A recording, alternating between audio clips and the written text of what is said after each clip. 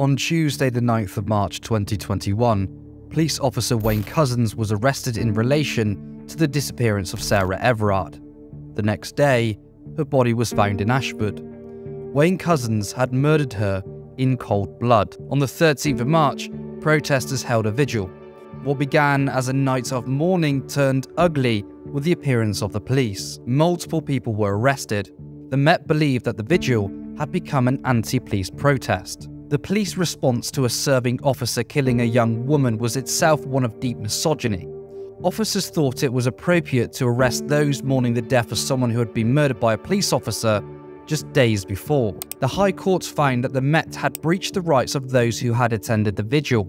The four organisers of the Reclaim These Streets vigil were threatened with fines of up to £10,000 each if the event went ahead. It seems the police were aware of growing anger towards them, anger which was entirely justified.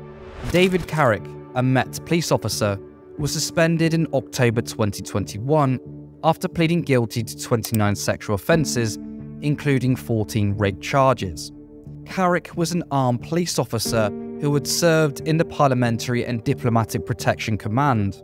His attacks spanned a period of 18 years, and Carrick had used his power to silence victims. The police were aware of allegations against him before his suspension in 2021, yet they ignored them. Specifically, the Met knew about 9 separate allegations of rape, domestic violence, and harassment. Not only did they ignore the allegations, but the Met decided to arm Carrick by giving him a gun in 2009. He also passed a vetting procedure in 2017, despite the force knowing about the allegations. On top of this, back in 2013, a woman named Koshka Duff was sexually assaulted by the police. The incident took place after Duff had offered legal advice to a 15-year-old who had been stopped and searched. Female police officers handcuffed her and used leg restraints, pinned her to the floor, and cut her clothes off while male officers were watching. When describing her experience, Duff mentioned that the officers had grabbed her all over, bashing her head against the concrete floor, all the while making jokes. It took almost a decade for the Met Police to apologise. Beyond this, in 2015, the Undercover Policing Inquiry was launched in response to appalling practices in undercover policing.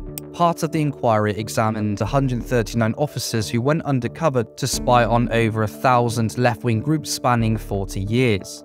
It was found that undercover officers had sexual relationships with women, all the while still withholding their identities. Some officers even fathered children under their fake identity.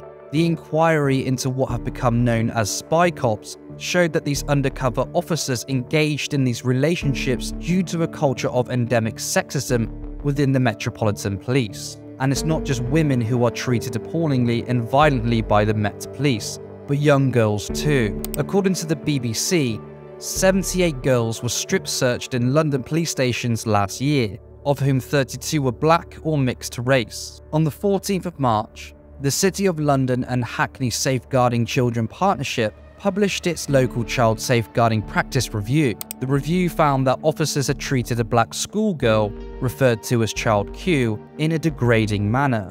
The police stripped the child and forced her to expose her intimate body parts. They made the child, who was on her period at the time, remove her sanitary pad.